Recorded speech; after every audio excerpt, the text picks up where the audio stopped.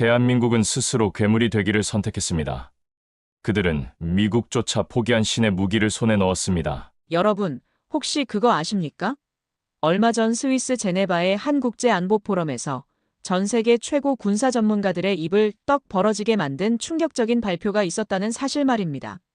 그 발표의 주인공은 바로 나토 최고 전략가로 명성이 자자한 알렉산더 맥퀸 박사였습니다. 그리고 그의 입에서 터져나온 한마디 한마디는 그 자리에 모인 모든 이들을 경악과 전율의 도가니로 몰아넣었습니다. 도대체 그날 제네바에서는 무슨 일이 있었던 것일까요? 세계 최정상급 전략가의 눈에 비친 대한민국의 숨겨진 힘, 그 경이롭고도 감동적인 이야기. 지금 바로 시작합니다. 그 전에 잠깐 누르는데 1초도 걸리지 않는 좋아요와 구독 버튼을 눌러주시면 영상 제작에 아주 큰 힘이 됩니다. 그럼 오늘의 사연 시작합니다. 안녕하십니까? 제 이름은 알렉산더 맥퀸입니다. 지난 수십 년간 제 삶은 늘 총성과 포연이 난무하는 전장의 그림자와 함께했습니다. 때로는 냉엄한 국제정치의 무대 뒤편에서, 때로는 긴박하게 돌아가는 전략회의실의 탁자 위에서 저는 인간이 만들어낼 수 있는 가장 치명적인 파괴의 도구들과 씨름하며 살아왔습니다.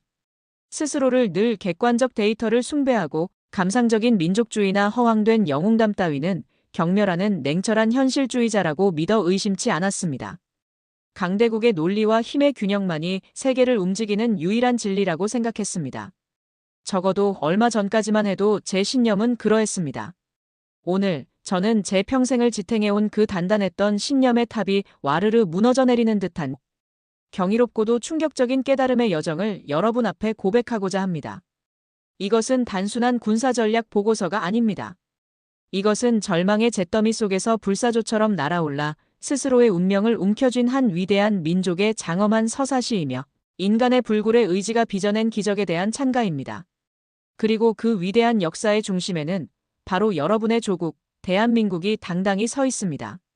모든 것은 불과 몇 달 전으로 거슬러 올라갑니다. 스위스 제네바의 UN 유럽 본부, 그곳에서 열린 비공개 나토 국방전략회의는 여느 때처럼 팽팽한 긴장감 속에서 시작되었습니다. 세계 각국의 군사 전문가들이 모여 격렬한 토론을 벌이던 중 정보 분석팀의 젊은 요원 하나가 다소 믿기 힘든 내용이 담긴 보고서를 조심스럽게 테이블 위에 올렸습니다. 그 보고서의 제목은 동북아 신흥 위험 요소 분석 대한민국의 독자적 군비 증강 실태였습니다. 내용은 더욱 충격적이었습니다. 대한민국이라는 나라가 국제사회의 따가운 시선과 노골적인 비난을 정면으로 돌파하며 집속탄이라는 일명 악마의 무기로 불리는 비인도적 살상 무기를 자체적으로 대량 생산하고 있다는 것이었습니다. 뿐만 아니라 핵무기 개발이 원천적으로 봉쇄된 국가임에도 불구하고 상상을 초월하는 파괴력을 목표로 하는 신형 탄도미사일 개발에 국가적 역량을 총동원하고 있다는 첩보도 포함되어 있었습니다. 제 첫 반응은 솔직히 말씀드려 실소에 가까운 냉소였습니다. 저는 길고 지루한 회의에 지쳤다는 듯 의자에 깊숙이 몸을 기댄 채 나지막이 중얼거렸습니다. 또 시작이군. 북한이라는 고질적인 골칫덩어리를 방패 삼아 어떻게든 내부의 불만을 잠재우고 잊힐만 하면 한 번씩 국제사회의 관심을 구걸하려는 판에 박힌 레퍼토리 아닌가. 저런다고 뭐가 달라지겠나. 제 옆자리에 앉아있던 일본 방위정책연구소의 히데키 야마모토 소장은 제 말을 놓칠세라 기다렸다는 듯이 끼어들었습니다. 그의 목소리에는 특유의 오만함과 함께 한국에 대한 뿌리 깊은 경멸감이 짙게 배어 있었습니다. 맥퀸 박사님의 예리한 통찰에 전적으로 동감하는 바입니다. 한국의 저런 시대착오적이고 과시적인 군사적 모험주의야말로 동북아의 평화와 안정을 해치는 주범입니다. 그들은 자신들의 분수를 정확히 알아야 할 것입니다. 야마모토 소장의 말에 몇몇 참석자들이 동조의 의미로 고개를 끄덕이는 것을 보았지만 저는 더 이상 그 주제에 관심을 두지 않았습니다.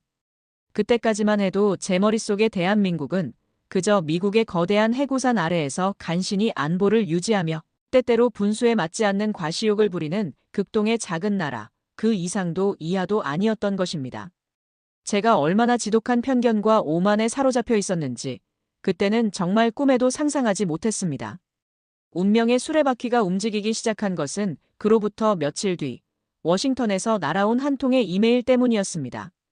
발신자는 제 오랜 친구이자 현재는 저명한 민간 군사 연구기관에서 동아시아 안보 문제를 담당하고 있는 데이비드 김 박사였습니다. 한국계 미국인인 그는 특유의 성실함과 날카로운 분석력으로 정평이 나 있었고 종종 저에게 흥미로운 군사 관련 자료나 분석 보고서를 보내주곤 했습니다. 그날 그가 보낸 이메일의 제목은 유난히 제 눈길을 끌었습니다. 대한민국 자주국방의 현주소 천무 다연장 로켓 시스템과 그 이면에 숨겨진 진실. 저는 무심코 첨부 파일을 열었습니다. 화면 가득 복잡한 기술 도표와 빼곡한 재원들이 나타났고 그 중에서도 유독 한 단어가 제 망막을 강하게 파고들었습니다. CBU 바로 집속탄이었습니다. 저는 저도 모르게 미간을 깊게 찌푸렸습니다. 또 그 집속탄 이야기인가? 이미 전 세계 123개국이 그 끔찍한 비인도성 때문에 사용은 물론 생산과 비축까지 전면적으로 금지하기로 합의한 악마의 무기. 축구장 수십 개 면적에 자탄을 비처럼 쏟아부어 군인과 민간인을 가리지 않고 무차별적으로 살상하는 그야말로 현대전의 저주와도 같은 무기. 그런 흉물을 한국이 그것도 대량으로 생산하고 있다는 사실은 이미 알고 있었지만 데이비드 김 박사 같은 합리적인 인물이 왜 이 문제를 다시 거론하는 것인지 의아했습니다. 저는 그에게 짧고 건조한 답신을 보냈습니다. 데이비드, 솔직히 이해할 수가 없네. 한국이 도대체 왜 이런 시대착오적이고 야만적인 무기에 그토록 집착하는 것인가? 국제사회의 고립과 비난을 자초하는 어리석은 행동이라는 것을 정녕 모른단 말인가? 며칠 후 데이비드 김 박사로부터 도착한 답장은 제 예상을 훨씬 뛰어넘는 길고도 심오한 내용을 담고 있었습니다. 그는 저의 직설적인 질문에 직접적으로 답하는 대신 전혀 예상치 못한 방향으로 이야기를 풀어갔습니다. 그것은 놀랍게도 지금으로부터 자그마치 600여 년 전 조선이라는 봉건 왕조시대로 거슬러 올라가는 이야기였습니다. 그의 이메일에는 빛바랜 한 장의 그림이 첨부되어 있었는데 그 그림 속에는 수십 개의 화살촉 같은 것들이 하나의 거대한 발사틀 위에서 일제히 불을 뿜으며 날아가는 듯한 기묘하기 짝이 없는 무기의 모습이 담겨 있었습니다. 데이비드 김 박사는 그것이 바로 신기전이라는 무기이며 그 설계도가 현존하는 세계에서 가장 오래된 로켓 무기 설계도로 유네스코에 의해 공인받았다고 설명했습니다. 그리고 현대 대한민국의 최첨단 다연장 로켓 시스템인 천무는 바로 이 600년 전 조상의 지혜와 자주국방의 염원이 담긴 신기전의 기술적, 정신적 맥을 잇고 있다는 것이었습니다. 저는 순간 깊은 혼란에 빠졌습니다. 최첨단 무기 시스템에 대한 냉철한 분석 보고서에서 난데없이 600년 전의 고대병기가 왜 등장하는 것인가? 이것은 감상적인 민족주의에 기댄 억지 주장인가? 아니면 내가 알지 못하는 어떤 심오한 연결고리가 있는 것인가? 하지만 데이비드 김 박사의 어조는 지극히 진지하고 단호했습니다. 그는 한국이 천무 다연장 로켓에 그토록 국제적인 비난을 받는 집속탄을 탑재하기로 결정한 것이 단순한 군사적 효용성을 넘어선 그들의 피맺힌 역사와 지정학적 숙명이 응축된 필연적인 선택이었다고 역설했습니다. 그의 설명에 따르면 한반도는 수천 년의 역사 동안 단 한순간도 주변 강대국들의 침략과 위협으로부터 자유로웠던 적이 없었습니다. 특히 한국전쟁이라는 미증류의 동족상잔의 비극 이후 폭 2km, 길이 248km의 비무장지대를 사이에 두고 북한과 대치하고 있는 한국의 안보 현실은 세계 어디에서도 유례를 찾아보기 힘든 극단적인 상황이라는 것이었습니다. 특히 수도인 서울은 1000만 명이 넘는 인구가 밀집한 메가시티임에도 불구하고 휴전선으로부터 불과 수십 킬로미터 거리에 위치하여 북한이 보유한 수천 문에 달하는 장사정포의 직접적인 사정권 안에 놓여 있다는 사실은 저에게도 충격적이었습니다. 데이비드 김 박사는 마치 제 마음을 읽기라도 한 듯 담담하지만 힘있는 목소리로 말을 이어갔습니다. 그의 이메일에는 마치 그의 음성이 들리는 듯한 착각마저 잃었습니다. 맥퀸 박사님, 만약 박사님의 조국이 박사님의 가족과 이웃들이 사는 도시가 단 몇 분 안에 수십만 발의 포탄 세례를 받아 잿더미로 변할 수 있는 절체절명의 위협 속에 놓여 있다면 과연 어떤 선택을 하시겠습니까? 북한이 만약 기습적으로 대규모 포격 도발을 감행할 경우 그들의 해안포와 방사포 진지를 단시간 내에 효과적으로 무력화하지 못한다면 서울은 그야말로 불바다가 될 것입니다. 한국에게 천무와 집속탄은 결코 먼저 사용하기 위한 공격용 창이 아닙니다. 그것은 고슴도치가 생존을 위해 온몸에 날카로운 가시를 세우는 것과 같은 처절하고도 필사적인 자기 방어의 수단입니다. 그들은 살아남기 위해, 국민의 생명을 지키기 위해 어쩔 수 없이 악마의 무기라고 불리는 그 가시를 온몸에 두를 수밖에 없었던 것입니다. 그의 절절한 호소를 읽는 동안 제 머릿속은 마치 폭격을 맞은 듯 복잡하게 뒤엉켜들기 시작했습니다. 과거 제가 직접 참관하거나 분석했던 수많은 전장에서 압도적인 적의 포화 앞에 무기력하게 쓰러져갔던 약소국 군인들의 처참했던 모습들이 주마등처럼 스쳐 지나갔습니다. 당시 지휘관들의 공포와 절망으로 가득 찼던 눈빛, 포탄이 장렬할 때마다 공포에 질려 울부짖던 젊은 병사들의 비명소리가 마치 환청처럼 귓가를 맴돌았습니다. 물론 집속탄의 비인도성은 그 어떤 논리로도 정당화될 수 없는 명백한 사실입니다. 하지만 과연 세상의 모든 일을 단순한 흑과 백, 선과 악이라는 이분법적인 잣대로만 재단할 수 있을까요?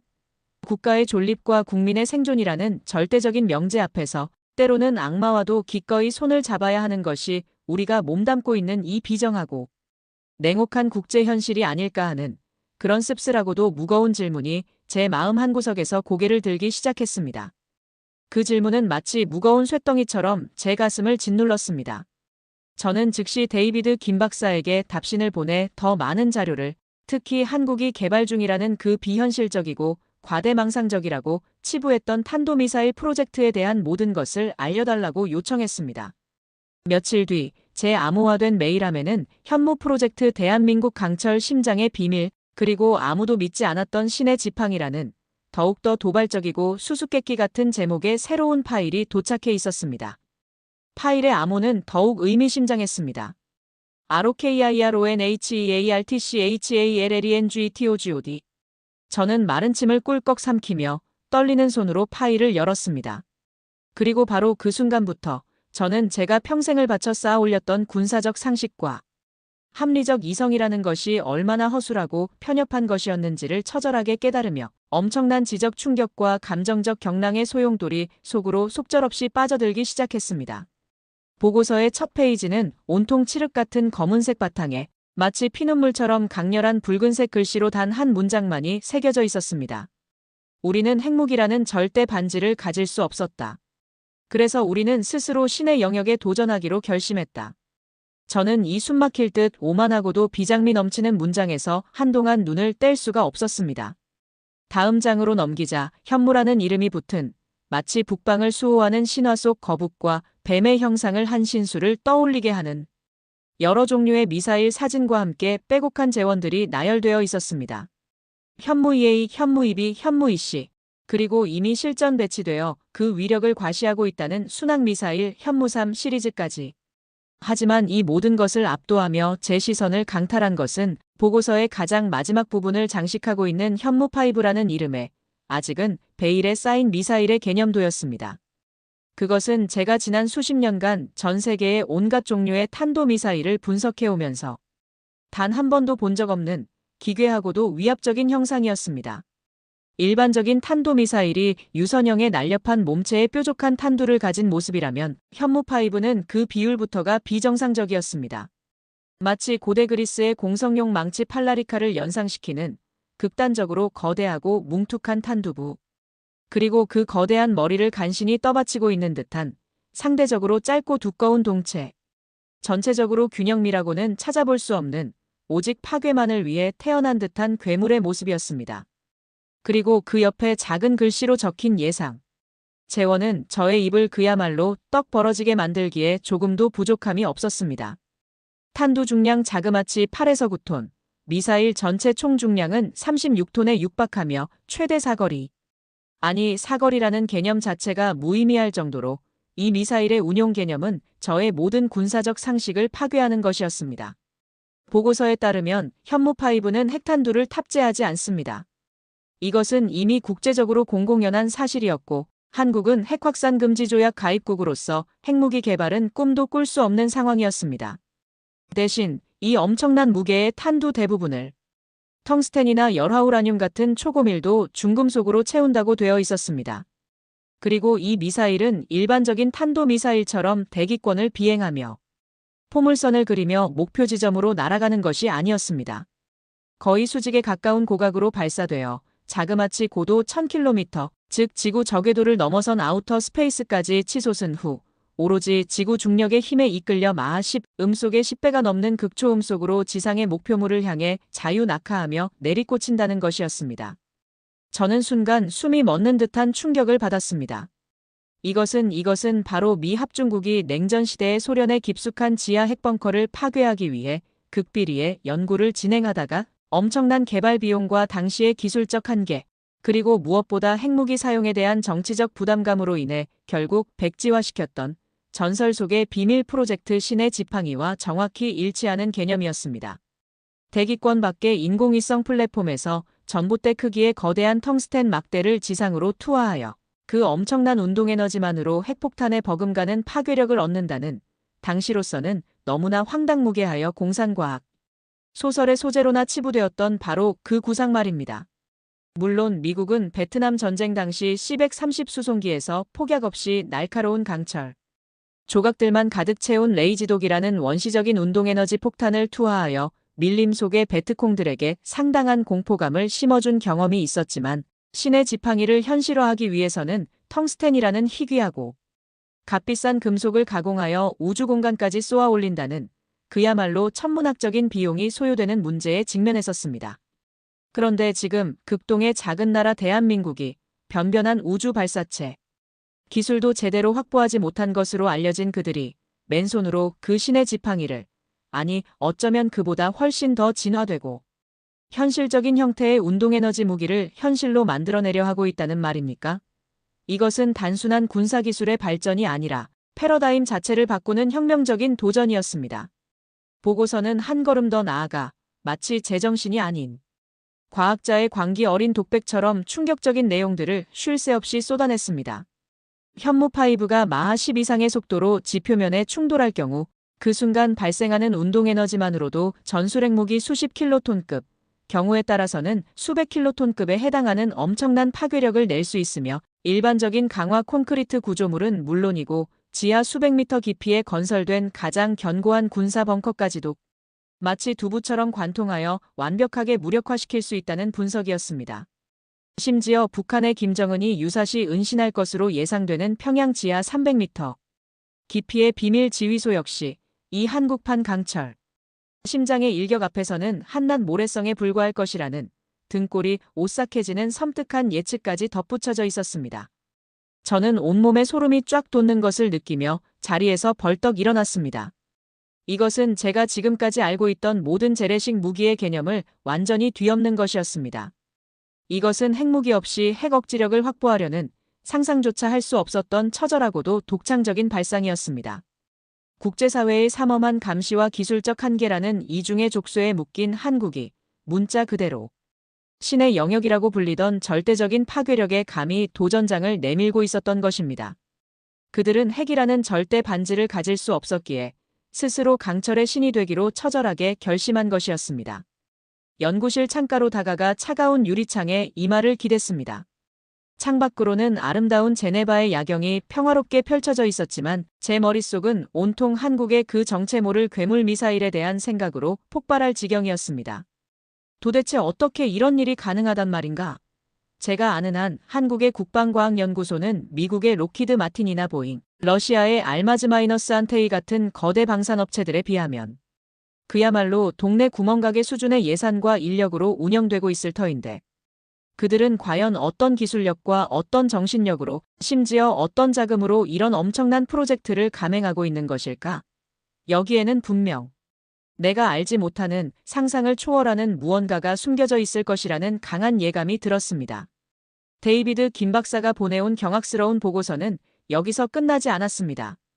그는 한국이 이미 현무이 계열의 고체 연료 단거리 탄도미사일과 액체 연료 기반의 중거리 탄도미사일, 그리고 현무3 시리즈로 대표되는 장거리 순항미사일을 통해 다양한 지상 발사 플랫폼을 완벽하게 구축했으며 최근에는 국산 잠수함인 도산 안창호함에서 잠수 한발사 탄도미사일인 현무4-4의 수중시험 발사에 성공함으로써 사실상 핵탄두만 없을 뿐 육상, 해상, 공중 기반의 3대 핵 투발 수단을 모두 확보한 전 세계 유일무이한 비핵 보유국이 되었다고 분석했습니다. 이것은 전 세계 군사 역사상 단 한 번도 없었던 그야말로 전무후무한 일이었습니다. 미국이나 러시아, 중국 같은 핵강대국들이 수십 년에 걸쳐 천문학적인 예산을 쏟아부으며 간신히 구축한 전략적 타격 능력을 핵무기도 없는 나라가 오직 자국의 기술력과 불굴의 의지만으로 이 정도 수준까지 확보했다는 것은 그야말로 기적 중의 기적이라고밖에 표현할 길이 없었습니다.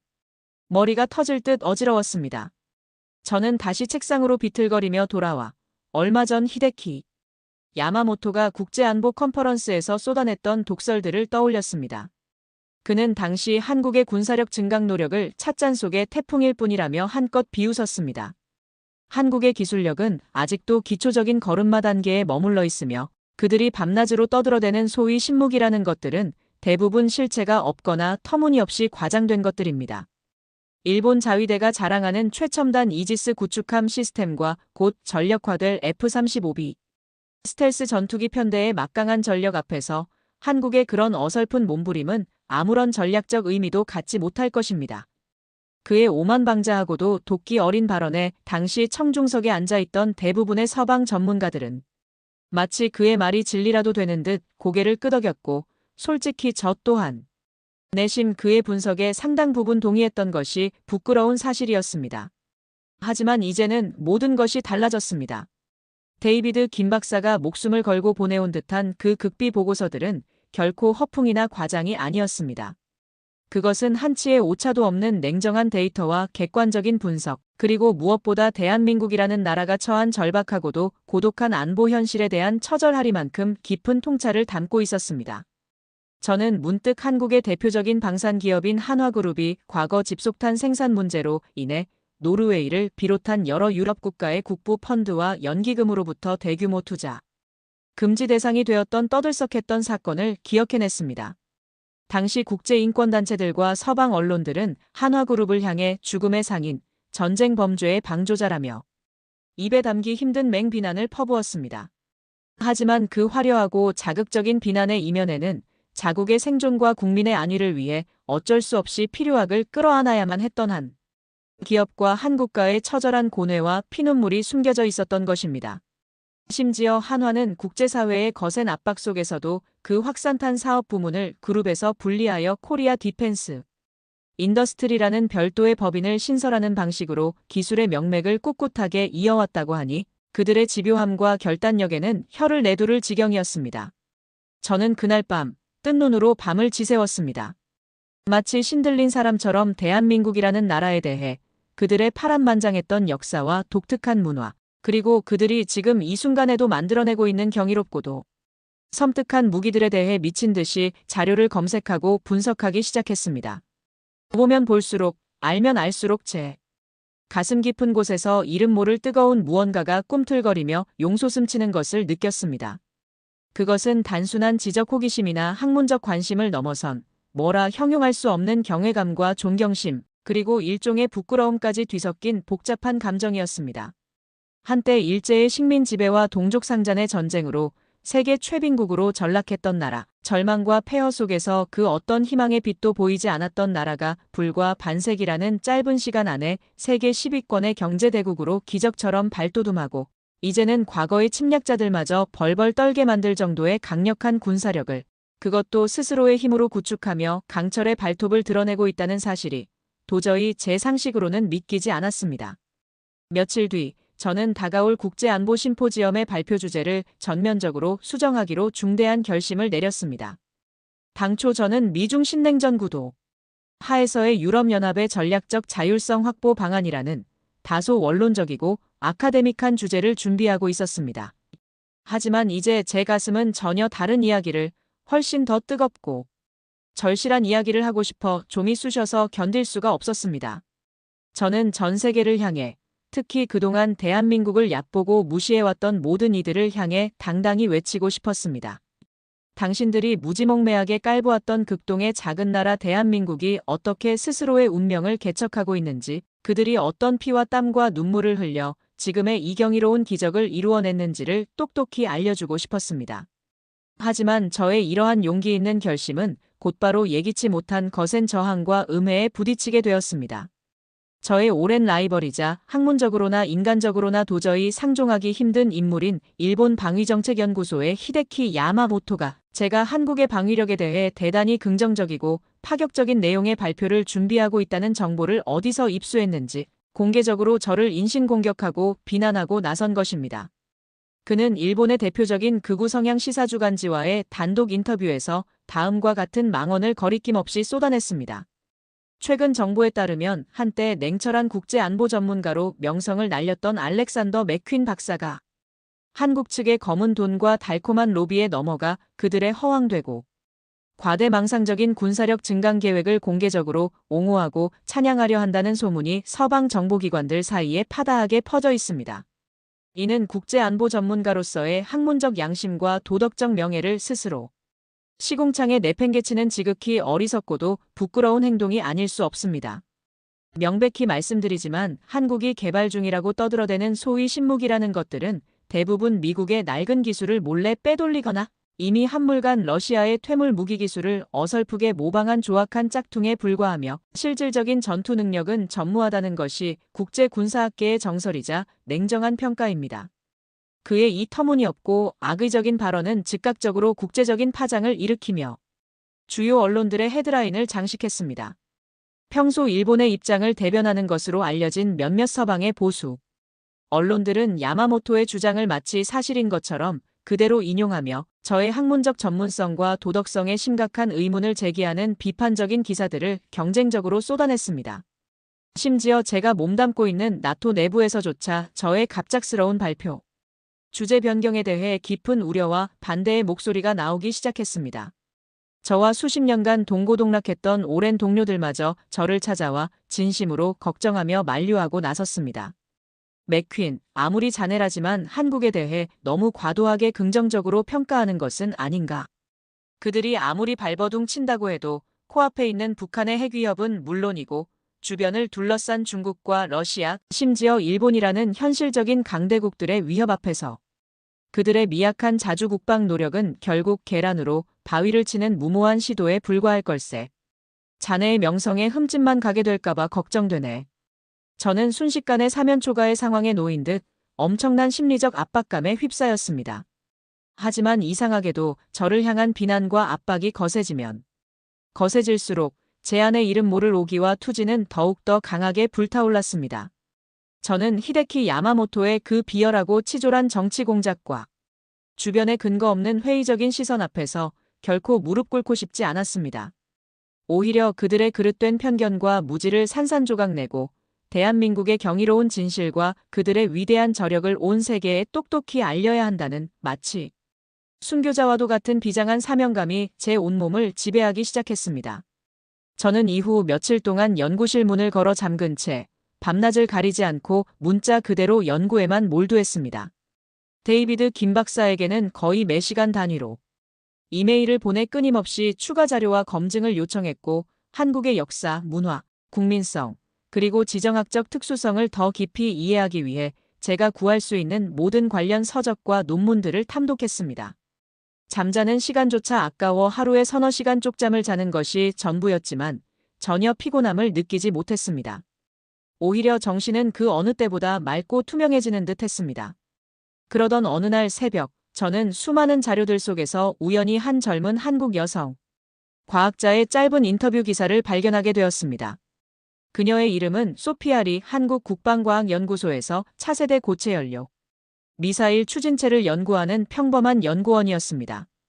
기사에 첨부된 작은 사진 속에서 그녀는 수수한 연구복 차림에 화장기 없는 얼굴로 환하게 웃고 있었지만 그녀의 맑고 깊은 눈빛에서는 자신의 조국 대한민국에 대한 진한 사랑과 자신이 몸담고 있는 연구 분야에 대한 뜨거운 자부심, 그리고 그 무엇으로도 꺾을 수 없는 강한 의지가 선명하게 느껴졌습니다. 그녀는 인터뷰 말미에 기자에게 이렇게 말했습니다. 네, 물론 저희 연구소의 환경이 미국의 나사나 유럽 우주국 같은 세계 최고 수준의 연구기관들에 비해 여러모로 열악한 것은 부정할 수 없는 사실입니다. 국가 예산도 항상 빠듯하고 최첨단 연구장비나 고급 인력을 구하는 것도 하늘의 별 따기처럼 어렵습니다. 하지만 저희에게는 그 어떤 돈으로도 살 수 없는, 그 무엇과도 바꿀 수 없는 소중한 것이 있습니다. 그것은 바로 우리 손으로 우리 기술로 우리 조국을 반드시 지켜낸다는 절박함과 사명감입니다. 때로는 밤샘 연구와 계속되는 실험 실패에 몸과 마음이 모두 지쳐 포기하고 싶어질 때도 있지만 그럴 때마다 연구소 창밖으로 펼쳐지는 저 서울의 아름다운 불빛들을 바라봅니다. 그러면 다시금 알 수 없는 뜨거운 힘이 솟아나는 것을 느낍니다. 저 수백만 개의 반짝이는 불빛 하나하나가 바로 우리가 목숨을 걸고 지켜야 할 소중한 국민들의 삶이니까요. 소피아리라는 이름 모를 젊은 한국 과학자의 진솔하고도 꾸밈없는 이야기는 마치 거대한 망치처럼 제 가슴을 세차게 내리쳤습니다. 그렇습니다. 제가 그동안 그토록 찾아 헤맸지만 끝내 발견하지 못했던 마지막 퍼즐 조각, 대한민국의 진짜 힘의 근원이 바로 이것이었습니다. 한국의 저력은 단순히 그들이 개발한 첨단 무기 체계의 우수한 성능이나 뛰어난 기술력에만 있는 것이 아니었습니다. 그것은 바로 소피아리와 같은 이름도 없이 빛도 없이 자신의 자리에서 묵묵히 조국을 위해 헌신하는 수많은 평범한 한국인들의 뜨거운 애국심, 열악한 환경과 불가능해 보이는 도전 앞에서도 결코 좌절하거나 포기하지 않는 한국인 특유의 강인하고도 불굴의 정신력, 그리고 두 번 다시 나라를 빼앗기고 침략당하는 치욕의 역사를 되풀이하지 않겠다는 처절하리만큼 강렬한 국민적 염원에서 비롯되는 것이었습니다. 그 순간 저는 비로소 모든 것을 깨달았습니다. 히데키 야마모토가 앞으로 또 어떤 교묘하고 악랄한 방식으로 대한민국의 기술력을 폄훼하고 그들의 숭고한 노력을 비웃고 조롱한다 할지라도 그는 결코 영원히 대한민국의 진짜 힘을 이해하지 못할 것이라는 명백한 사실을 말입니다. 왜냐하면 그 힘은 눈에 보이는 하드웨어나 수치화된 데이터로 측정할 수 있는 것이 아닌 바로 한 민족의 가슴 깊은 곳에 뜨겁게 살아 숨쉬는 혼의 영역에 속하는 것이기 때문이었습니다. 마침내 운명의 날인 국제안보 심포지엄 발표일이 밝았습니다.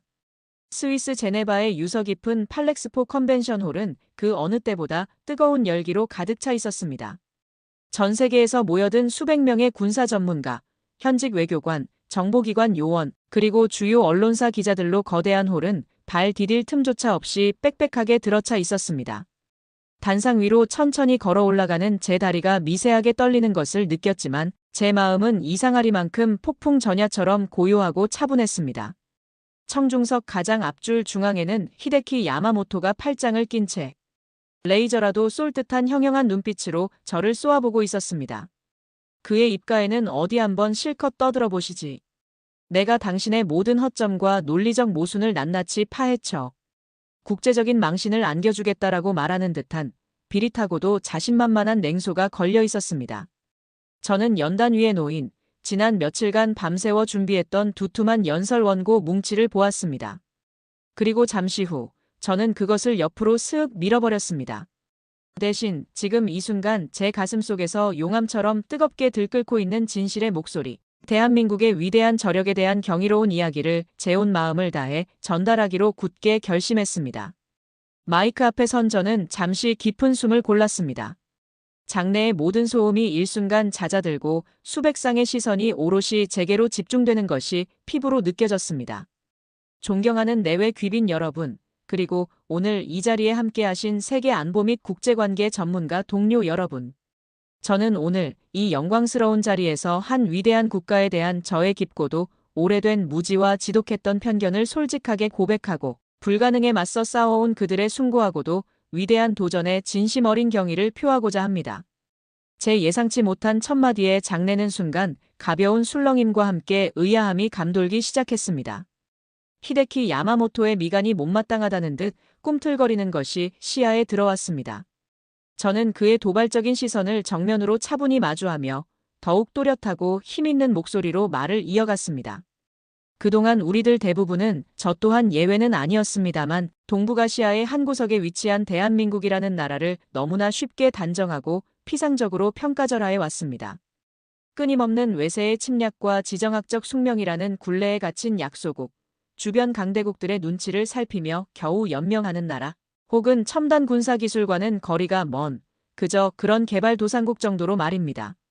하지만 저는 오늘 이 자리에서 단언컨대 그것은 우리의 크나큰 착각이자 용서받을 수 없는 지적 오만이었습니다. 저는 차분하면서도 단호한 어조로 대한민국의 파란만장했던 현대사를 간략하게 짚어나갔습니다. 일제 식민 통치의 암흑기, 동족상잔의 처절한 비극이었던 한국전쟁의 폐허 속에서 전 세계의 원조를 받던 최빈국에서 불과 한 세대 만에 한강의 기적이라 불리는 눈부신 경제 발전을 이루어낸 신화적인 이야기, 그리고 그 화려한 경제 성장의 이면에 숨겨져 있던 아무도 주목하지 않았지만 처절하리만큼 치열했던 자주국방을 향한 그들의 고독하고도 끈질긴 노력의 역사를 말입니다. 그리고 마침내 오늘 이 발표의 핵심 주제인 K방산의 경이롭고도 충격적인 실체에 대해 본격적으로 입을 열었습니다. 여러분, 혹시 대한민국이 왜 전 세계 123개국이 그토록 혐오하며 사용을 금지한 집속탄을 국제사회의 온갖 비난과 제재, 위협을 무릅쓰고 스스로 개발하여 대량으로 생산하고 있는지 그 진짜 이유를 아십니까? 그것은 결코 그들이 호전적이거나 비인도적인 국가여서가 아닙니다. 그것은 바로 코앞에 있는 휴전선 너머의 유사시단. 몇 분 안에 수백만 서울 시민의 머리 위로 불벼락을 퍼부을 수 있는 수만 무늬 장사정포와 방사포가 실전 배치되어 있는 이 지구상. 그 어디에서도 찾아볼 수 없는 기형적이고도 절박한 안보 현실 때문입니다. 한국에게 집속탄은 결코 선제 공격용 창이 아니라 자신들의 심장부인 수도 서울을 지키기 위한 최소한의, 그리고 너무나도 처절한 피눈물 어린 방패인 것입니다. 제 열변의 장내에는 무거운 침묵이 감돌았습니다. 몇몇 참석자들은 믿을 수 없다는 듯한 표정으로 혹은 안타깝다는 표정으로 서로의 얼굴을 말없이 쳐다보았습니다. 저는 목소리에 더욱 힘을 주어 강한 어조로 외쳤습니다. 하지만 여러분, 정말로 놀라운 이야기는 지금부터입니다. 대한민국은 아시다시피 핵무기를 개발할 수도 보유할 수도 없는 나라입니다. 핵확산 금지 조약과 한미동맹이라는 강력한 제약이 그들의 손발을 묶고 있기 때문입니다. 그러나 그들은 결코 절망하거나 포기하지 않았습니다. 그들은 그 어떤 나라도 상상하지 못했던 지극히 창의적이고도 대담한 방식으로 재래식 탄두의 파괴력을 극대화하여 사실상 핵무기에 버금가는 강력한 전략적 억지력을 스스로 확보하는 길을 선택했습니다. 그리고 그 위대한 도전의 결정체가 바로 제가 오늘 이 자리에서 처음으로 그 실체를 공개하는 현무라는 이름의 가공할 괴물 미사일 시리즈입니다. 저는 이윽고 준비해온 현무5 탄도미사일의 상세한 개념도와 엄청난 예상, 파괴력을 시각적으로 보여주는 컴퓨터 시뮬레이션 영상을 홀 중앙의 대형 스크린에 가득 띄웠습니다.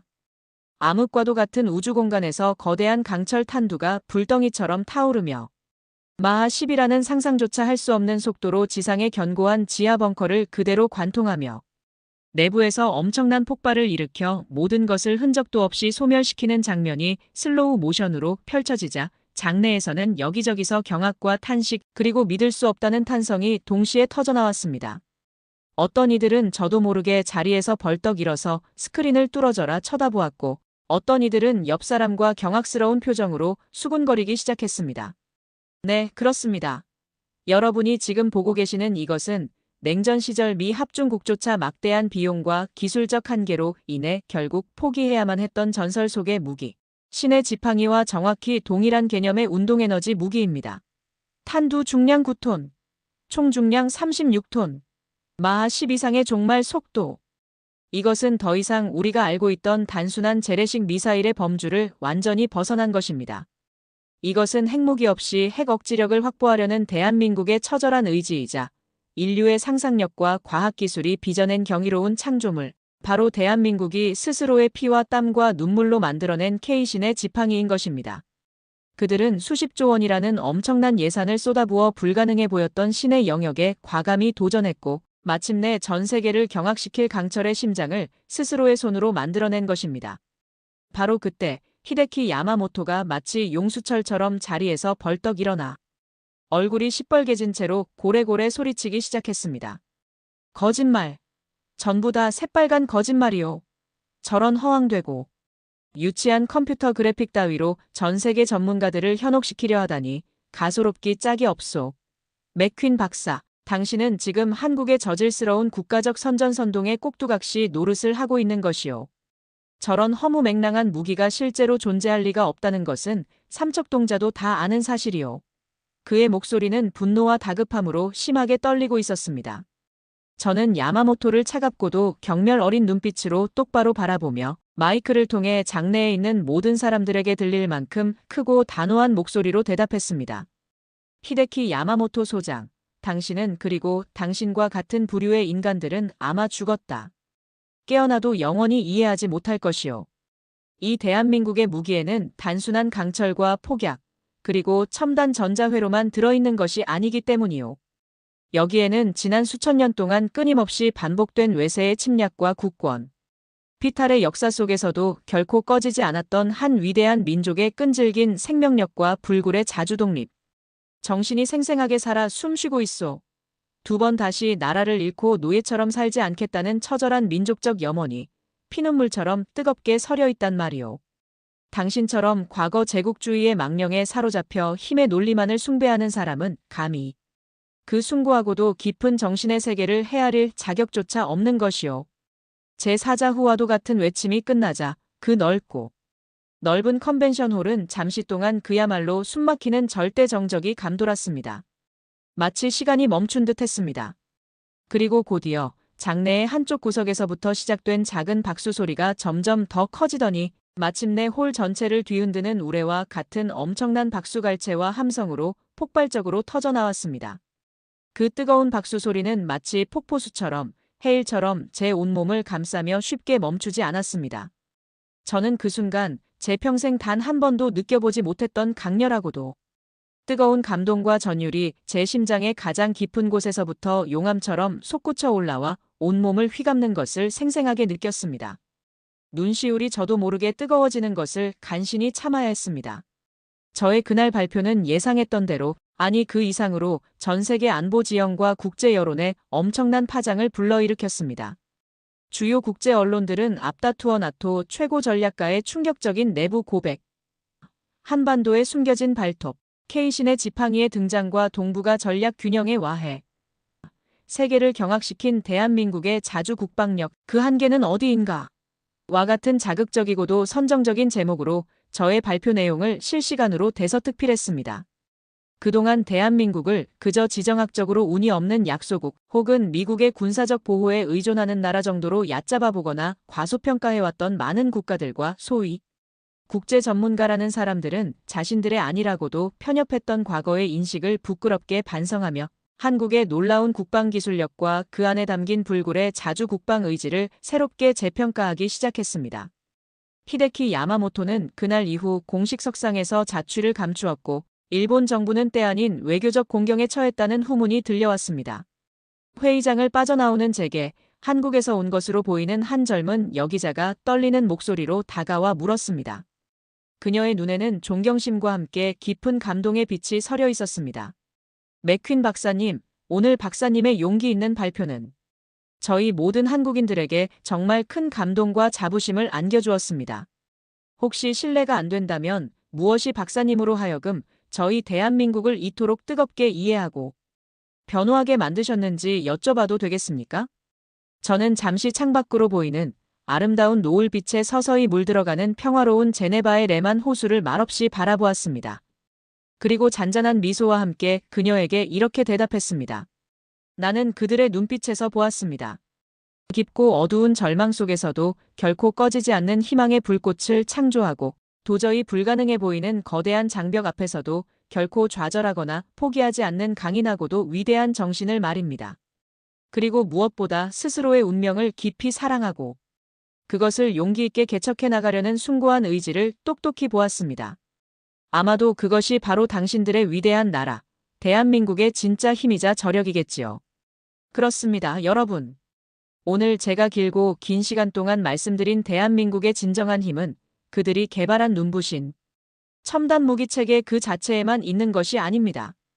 그것은 바로 어떤 혹독한 시련과 상상조차 하기 힘든 위협 앞에서도 결코 굴하지 않고 한치의 물러섬도 없이 스스로의 길을 당당히 개척해 나가는 위대한 국민 정신, 바로 지금 이 순간에도 여러분의 심장 속에서 뜨겁게 살아 숨쉬고 있는 불멸의 코리안 스피릿에서 나오는 것입니다.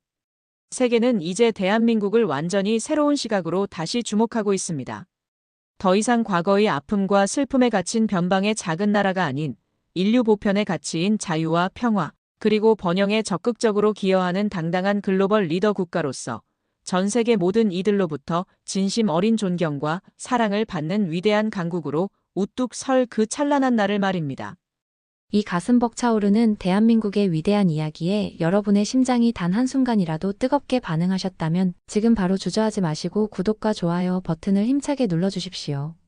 여러분의 그 소중한 클릭 한번, 따뜻한 응원과 격려의 댓글 하나하나가 저희 채널이 앞으로도 더욱 유익하고 감동적인 콘텐츠를 제작하는데 가장 큰 힘과 용기가 됩니다.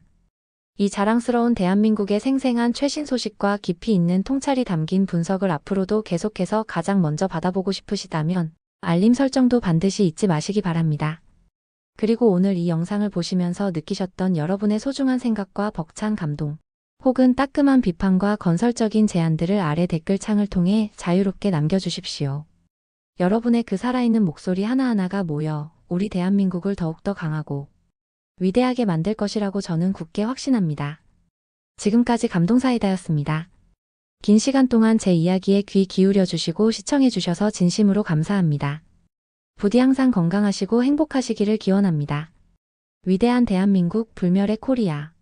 파이팅!